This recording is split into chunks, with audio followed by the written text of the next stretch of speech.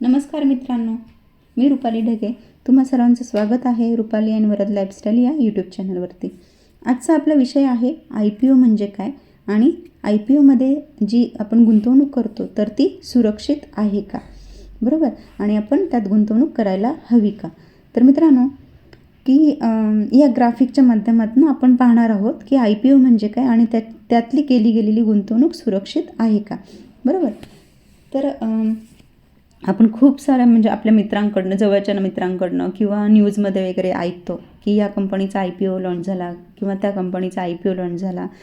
तर मग तेव्हा असे प्रश्न पडतात की खरंच IPOमध्ये गुंतवणूक करू शकतो का. तर हो, मी एक तुम्हाला खूप छान सोप्या उदाहरणात समजून सांगते.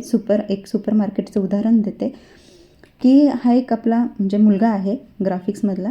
त्याचं एक छोटं किराणा मालाचं दुकान आहे आणि त्या दुकानाचं रूपांतर त्याला मोठ्या मॉलमध्ये करायचं आहे. तर त्या साठी लागणारा खर्च म्हणजे जागा आली, बांधकाम आलं, त्यासाठी खूप सारा पैसा लागणार आहे. कारण मोठा मॉल उभं करायचा म्हटल्यावरती कमीत कमी त्याला 2 ते 3 कोटी खर्च लागेल. मग तो काय करेल, नातेवाईकांकडनं घेईल का, तेच शक्य नाही. कारण 2 ते 3 कोटी कोणी नातेवाईक आपल्याला देऊ शकत नाही, बरोबर. मग त्याला काय पर्याय आहे, बँकेकडनं तो घेऊ शकतो. पण एवढ्या मोठ्या रकमेवरती व्याजदरही त्याला तेवढ्याच मोठ्या प्रमाणात द्यावं लागेल. मग काय झालं, मग तो काय ठरवतो की मी जनतेकडनं पैसे घेतले तर, बरोबर, मी जर जनतेकडनं पैसे घेतले तर मित्रांनो, जनता आपल्याला असंच कोणीही लोक पैसे देतील का. तर ही जी जनता आहे ही आपल्याला असेच पैसे देईल का, नाही देणार ना. त्या बदल्यात त्यांना काहीतरी द्यावं लागेल ना, बरोबर, तरच ते आपल्याला पैसे देतील. मग त्या बदल्यात त्यांना या मॉलमध्ये भागीदारी द्यायची, म्हणजे त्यांना या मॉलचे शेअर्स विकत द्यायचे, बरोबर. तर मित्रांनो, म्हणजे जेव्हा कंपनी पहिल्यांदा जनतेकडनं पैसे गोळा करते तेव्हा त्याला म्हणतात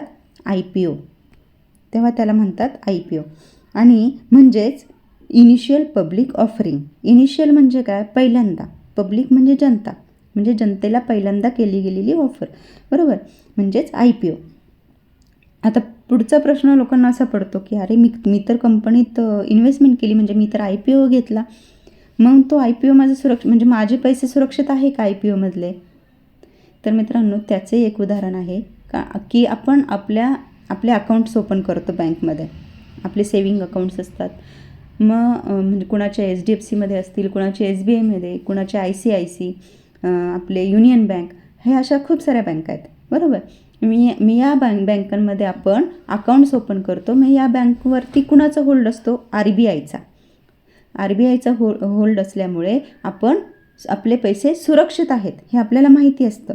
सेम तसंच स्टॉक मार्केटमध्ये SEBI म्हणजे security and exchange board of India हे काय करतं, पोलिसांचं काम करतं. म्हणजे गुंतवणूकदारांचं नुकसान कुठेही होऊ नये याची काळजी कोण घेतं, तर SEBI घेतं.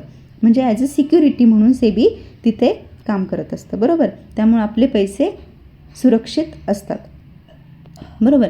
तर मित्रांनो, पुढचा मुद्दा आला की मग कुठलीही कंपनी IPO आणू शकते का, म्हणजे असं कुणीही बाजारात IPO आणू शकतं का. तर नाही, त्यासाठी काही रूल्स असतात. म्हणजे IPO आणण्यापूर्वी कंपनीला आपला एक रिपोर्ट कार्ड जमा करावं लागतं, म्हणजे त्याला DRHP म्हणतात, म्हणजे ड्राफ्ट रेड हिअरिंग प्रॉस्पेक्टस असं म्हणतात, बरोबर.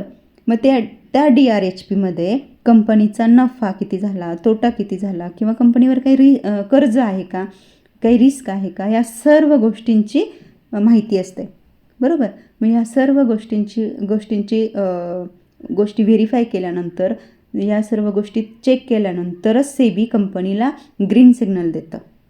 ह्या सर्व गोष्टी चेक करून कंपनीला ग्रीन सिग्नल दिल्यानंतरच कंपनी मार्केटमध्ये IPO आणू शकते, बरोबर.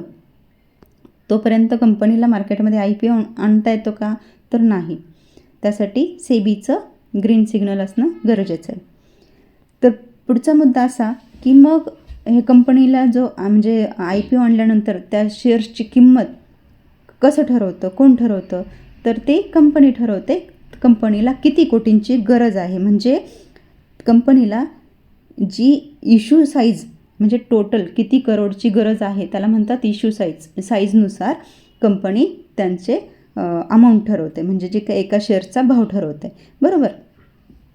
तर पहिली गोष्ट म्हणजे आपण जो IPO घेणार आहे ते कट ऑफ प्राईसला सिलेक्ट करायला पाहिजे. कारण जर मागणी जर जास्त असेल तर मागणी जास्त असेल आणि आपण कमी किंमत सिलेक्ट केली, कमी किंमत लावली तर आपल्या ॲप्लिकेशन जे आहे ते रिजेक्ट होऊ शकतं. त्यासाठी कट ऑफ प्राईजला आपण सिलेक्ट केलं पाहिजे, बरोबर. तर पुढचा मुद्दा असा आहे की IPOमध्ये आपण जर हे केलं म्हणजे एक शेअर्स घेऊ शकतो का? IPO घेताना आपण एक शेअर्स घेऊ शकतो का? तर नाही. त्यासाठी आपल्याला लॉट साईज घ्यावी लागते. मग एका लॉटमध्ये 50 शेअर्स असतील, 100 शेअर्स असतील, जे काही त्यांनी म्हणजे त्यांची शेअर्सचं साईज असेल त्यानुसार आपल्याला ती लॉट साईज सिलेक्ट करावी लागते. म्हणजे 1 लॉट 2 लॉट, तर आपल्याला असं लॉटमध्ये IPO घ्यावा लागतो, बरोबर आहे. मग आता आपण IPOला ॲप्लिकेशन दिलं, म्हणजे IPO आपण घेतला, ॲप्लिकेशन दिलं, तर आपल्याला IPO अलॉटमेंट झाला का असं होतं का? तर नाही. आपल्याला IPO मिळेलच असं नाही. कारण जर किंमत म्हणजे मागणी जर जास्त प्रमाणात वाढली तर तिथे लॉटरी सिस्टम असते. लॉटरी सिस्टीम पद्धतीने म्हणजे लॉटरी पद्धतीने IPO हे केला जातो. त्यामुळे आपल्याला IPO मिळेलच असं सांगू शकत नाही, बरोबर. आणि जेव्हा IPO बंद होतो त्यानंतर 2 ते 3 दिवसांनी त्याचं लिस्टिंग डे असतो. म्हणजे NSE आणि BSEच्या ह्याच्यावरती आपण शेअर्स खरेदी विक्री करू शकतो, म्हणजे त्यासाठी उपलब्ध होतात. म्हणजे आपले जे काही ॲप आहे, ब्रोकरेज ॲप, त्याच्यामध्ये आपल्याला ते खरेदी विक्रीसाठी उपलब्ध होतात, बरोबर. तर मित्रांनो, ज्या दिवशी लिस्ट होतो ते IPO ज्या दिवशी लिस्ट होतो NSE आणि BSEच्या ह्याच्यावरती, तर त्या दिवशी आपल्याला त्याचा भाव वाढू पण शकतो किंवा पडू शकतो, बरोबर आहे. तर मग ह्याच्यात प्रॉफिट होतो का? लोक पैसे कमवतात का? तर काही लोकांची एक स्ट्रॅटर्जी असते की ते फक्त 3 ते 4 दिवसांसाठीच त्यांनी गुंतवलेले असतात. म्हणजे तो IPO ओपन झाल्यानंतर म्हणजे तो शेअर्स ओपन झाल्यानंतर जर प्रॉफिटमध्ये ओपन झाला, म्हणजे वरती गॅपअपने ओपन झाला, तर ते तिथं आपला प्रॉफिट बुक करून बाहेर पडतात, बरोबर आहे. तर मग काय अशा लोकांना प्रश्न पडतो की मग बाहेर का पडायचं? जर मग मी तो म्हणजे पुढे कायमस्वरूपी ठेवू शकतो का? तर ठेवू शकता, पण सांभाळून. कारण कधी त्या शेअरची हाईप वाढल्यानंतर म्हणजे हाईप झाल्यानंतर, हाईप संपल्यानंतर तो शेअर्स तिथून खाली येऊ शकतो, म्हणजे त्याचा भाव खाली पडू शकतो, बरोबर आहे. तर मग म्हणजे सपोज मोठ्या कंपन्या आहेत, म्हणजे जसा विश्वासार्ह कंपन्या असतील, टाटा ग्रुप वगैरे सारख्या, तर तोपर्यंत आपण त्या कंपन्यांमध्ये काय करायचं, आपण भाव स्थिर होईपर्यंत वाट पाहिलेलं चांगलं असतं, बरोबर.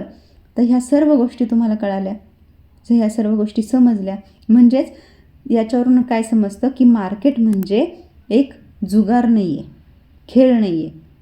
तर तिथे फक्त अभ्यासाचा अभ्यास करायचा आहे त्या गोष्टींवरती, आणि तरच त्याचा फायदा होतो, बरोबर.